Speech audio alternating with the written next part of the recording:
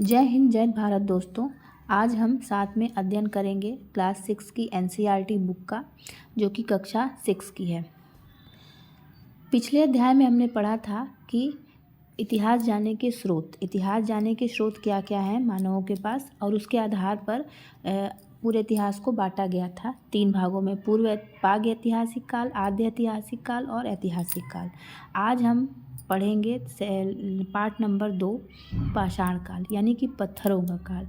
पत्थरों के काल के आधार पर, यानी कि पाषाण काल को पूरे पत्थरों के औजारों के आधार पर, जिस तरह से औजार मिले हैं धीरे धीरे हमें, उनके आधार पर यह इतिहास को 3 भागों में बांटा गया है।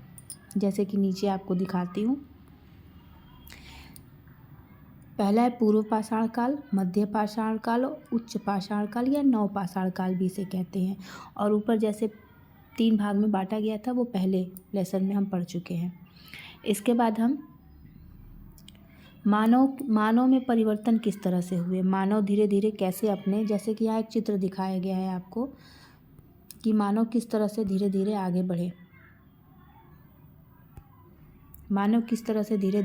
आगे बढ़े, जैसे एक पहले हाइट में भी देखिए अंतर है।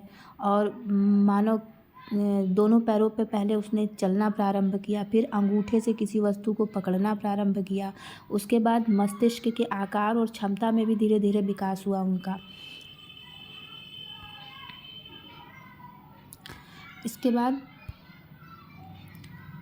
बाद नेक्स्ट में है पाषाण काल के, उसी पे है पूरा पाषाण काल, मध्य पाषाण काल और नव पाषाण काल।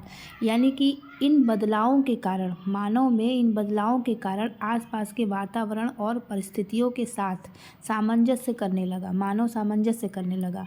अब अपने हाथ और मस्तिष्क का अधिक प्रयोग उसने सीख लिया था। उसके आधार पर उसने अपनी ज़रूरत के अनुसार पत्थर के औजार और उपकरण बनाने भी सीख लिया था। पाषाण काल में क्या हुआ, या फिर पूरा पाषाण काल में सबसे पहले हम पढ़ते हैं पूरा पाषाण काल में क्या हुआ। पूरा पाषाण काल में सबसे पहले मानव ने औजार बनाना, गुफाओं में रहना और आग जलाना, ये 3 चीज़ें विशेष सीखी, जो कि आपको यहाँ पर लिखा दिख रहा होगा,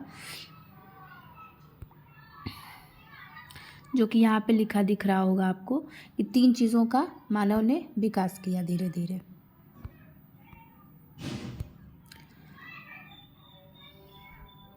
पूरा पाषाण काल में मानव पहले खुले आकाश के नीचे या नदियों या झीलों के किनारे रहता था।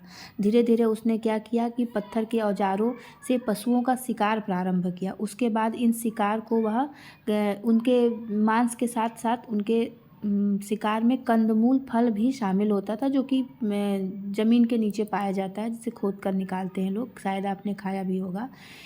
इसी तरह से उसने आगे, जब उसे 2 पत्थर मिले तो उसने पत्थरों को आपस में रगड़ के आग जलाना भी सीखा। और धीरे धीरे उसने गुफाओं में रहना भी प्रारंभ किया, क्योंकि उसे अब धीरे धीरे ठंड लगने लगी या फिर धीरे धीरे गर्मी लगने लगी। इसके आधार पर उसने एक अपना निवास स्थान बनाया, जैसे कि पत्थरों में पहले के बहुत तरह की गुफाएं बनी रहती थीं, तो उसमें उसने रहना प्रारंभ कर दिया।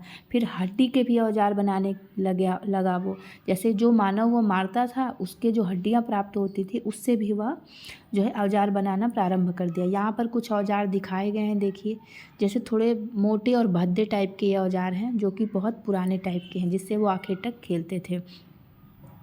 इसके बाद धीरे धीरे वह महत्वपूर्ण, जो कि सबसे ज़्यादा उपलब्धि वाला काम था, उसने पत्थरों से आग जलाना सीखा, जो कि आज भी बहुत बच्चे टेस्ट करते हैं। 2 पत्थरों को रगड़ के आपस में, और उससे जो चिंगारी निकलती है उससे घास फूस जल जाती है। तो उस तरह से उन्होंने आग का आविष्कार किया। आग की खोज उनकी इस युग की सबसे महान उपलब्धि थी। इसके बाद हम धीरे धीरे चलते हैं मध्य पाषाण काल में। मध्य पाषाण काल में उसने मेन चीज़ क्या सीखी, खेती करना सीखी और अनाज को संग्रह करना सीखा, और सबसे ज़्यादा पालतू पशुओं को पालना वो सीख गया। जैसे मध्य पाषाण काल के औजार देखिए, यहाँ दिखाए गए हैं आपको, यहाँ औजार दिखाए गए हैं, जो कि पूर्व पाषाण काल से थोड़े अच्छे प्रकार के औजार हैं। ये देखिए, ये थोड़े शार्प बने हैं ये औजार, उन औजारों से अधिक नुकीले और आकार में छोटे होते गए हैं, तो शार्प होते गए हैं।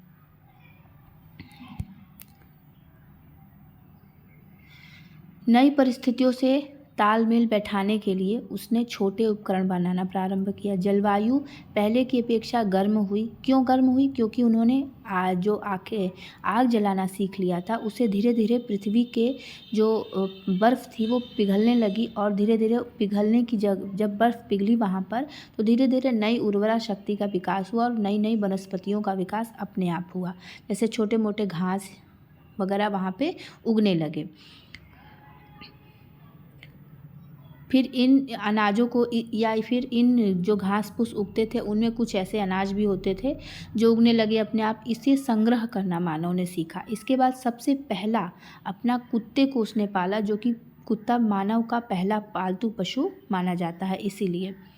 इसके बाद हम आते हैं नवपाषाण काल में। नवपाषाण काल में सबसे महत्वपूर्ण खेती तो उसने प्रारंभ कर दी थी पहले ही, मध्य पाषाण काल से ही उसने खेती प्रारंभ कर दी थी। अब वह भोजन के संग्राहक के रूप में भोजन संग्राहक के साथ साथ भोजक का उत्पादक भी बन गया। यानी कि भोजन वह पहले केवल संग्रह करता था, अब उसने खेती करके नए नए अनाज उगाने भी शुरू कर दिए।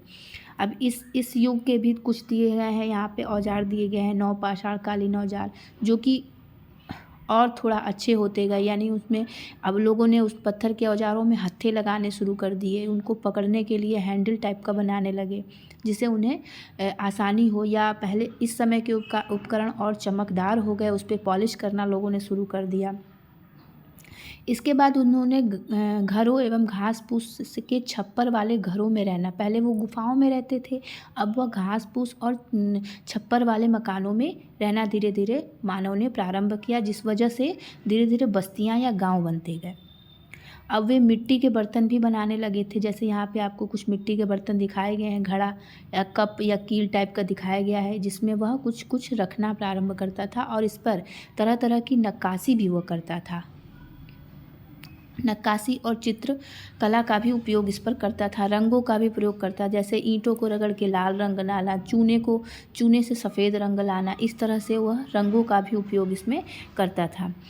एक चीज़ उसने और प्रारंभ की कि शवों को दफनाना भी उसने शुरू कर दिया, क्योंकि शव जो है बहुत धीरे धीरे उसने मृतक, लेकिन एक चीज़ थी कि शवों के साथ वह उनके खाने पीने और हथियार, खाने पीने की चीज़ें मृतकों के साथ दफना देते थे, जिससे उन्हें यह लगता था कि मरने के बाद भी यह व्यक्ति इन चीज़ों का उपयोग करता है, इस वजह से उनके साथ दफना देते थे। अब हम आ गए हैं धातु काल में।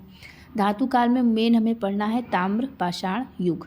नवपाषाण युग के अंत होते होते पत्थर के साथ साथ धातुओं का भी इस्तेमाल मानव ने शुरू कर दिया था। धातुओं में सबसे पहले उसने तांबे का उपयोग प्रारंभ किया था, क्योंकि तांबे खोद कर निकालना, क्योंकि तांबे की खानें हुआ करती थी जहाँ से वह तांबे को खोद कर निकालता था, और उच्च तापमान पर उन्हें पिघलाना, सांचे की सहायता से धातु द्रव को विविध रूप देना, इस तरह के औजार बनाने से उसने आगे विकास किया।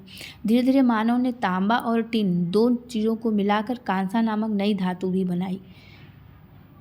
इस तरह से ये चैप्टर हमारा समाप्त होता है। इसके कुछ क्वेश्चन आंसर है, मैं आपको करवा देती हूँ। जैसे आग की खोज किस में हुई थी? तो आग की खोज सबसे पहले हो गई थी पूर्व पाषाण का युग में हो गई थी। पूरा पाषाण कालीन पत्थर के औजार क्या होते थे? बिडौल होते थे, मतलब उनका कोई भद्दा आकार होता था थोड़ा। पहिए का आविष्कार किस में हुआ था? पहिए का आविष्कार नवपाषाण काल में हुआ था। उसके बाद उत्तर बताइए, कुछ चीज़ों का उत्तर हमें बताना है। जैसे पाषाण युग को किसकी विशेषता के आधार पर बांटा जाता है? तो पाषाण युग को पत्थरों के औजारों की विशेषता के आधार पर 3 भागों में बांटा जाता है: पूर्व पाषाण काल, मध्य पाषाण काल और नवपाषाण काल। मानव ने आग जलाना कैसे सीखा? पूर्व पाषाण काल में ही सीख लिया था, और 2 पत्थरों के रगड़ने से उसने आग जलाना सीख लिया। पुरातत्वविद नवपाषाण काल का प्रारंभ कब से मानते हैं? जब मानव ने खेती करनी प्रारंभ की थी, शुरू से जब मानव खेती करना शुरू किया तब से नवपाषाण काल माना जाता है। पाषाण युगीन मानव अपने औजार किन किन वस्तुओं से बनाते थे? तो किससे बनाते थे? पत्थरों से बेसिकली बनाते थे पाषाण युग में मानव, और धातुओं से भी बनाते थे। प्रारंभिक मानव अपना भोजन किस प्रकार प्राप्त करते थे? तो शिकार करते थे, जिससे वो भोजन प्राप्त करते थे। मध्य पाषाण काल में प्राकृतिक परिवर्तन का मानव जीवन पर क्या प्रभाव पड़ा। तो उसने क्या किया, प्राकृतिक परिवर्तन जैसे कुछ घास फूस या अनाज अपने आप जो उग गए उन्हीं को संग्रह करना प्रारंभ कर दिया। इसके बाद धीरे धीरे नवपाषाण काल में वह नए नए फसलों को उगाना भी प्रारंभ कर दिया था। यहाँ सही गलत के कुछ निशान हैं। मानव ने अपनी ज़रूरतों के लिए पत्थर के औजारों का निर्माण नहीं किया, गलत बात है। पत्थरों का औजार तो उसने बनाए ही थे।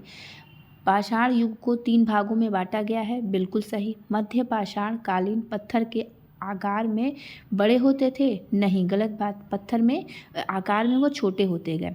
कुत्ता मानव का प्रथम पालतू पशु था, बिल्कुल सही। हत्थेदार कुल्हाड़ी और हंसिया नवपाषाण काल के महत्वपूर्ण औजार नहीं थे, बिल्कुल थे। हंसिया और उसमें बेट लगाना या फिर उसको पकड़ने के लिए हैंडल लगाना, यह नवपाषाण काल में विकसित हुआ था। मानव ने तांबे व टिन को मिलाकर मिश्रित धातु कांसा बनाना सीख लिया था, बिल्कुल सही, सीख लिया था। इधर मानव ने इधर उधर घूमने के बजाय एक ही स्थान पर रहना प्रारंभ कर दिया, क्योंकि उन्हें एक ही स्थान पर ज़रूरत भर पानी उपलब्ध था, उनके पशुओं के लिए चारा पर्याप्त था, या उन्होंने खेती करना शुरू कर दिया था, या जंगली जानवर पर्याप्त मात्रा में मिलने लगे थे। तो इसमें जो ग वाला है वो बिल्कुल सही है। उन्होंने खेती करना प्रारंभ कर दिया था और घरों में रहना प्रारंभ कर दिया था, और उनके पशुओं के लिए चारा भी मिल जाता था, या फिर उनके एक ही स्थान पर ज़रूरत का पानी भी उपलब्ध होता था, इसीलिए वह एक जगह रहना प्रारंभ कर दिए। इसी के साथ हमारा ये चैप्टर समाप्त होता है। तो नए चैप्टर के साथ कल मैं आपको मिलूँगी। आज के लिए बस इतना ही, धन्यवाद। अच्छा लगे तो लाइक करिएगा प्लीज़। Thank you.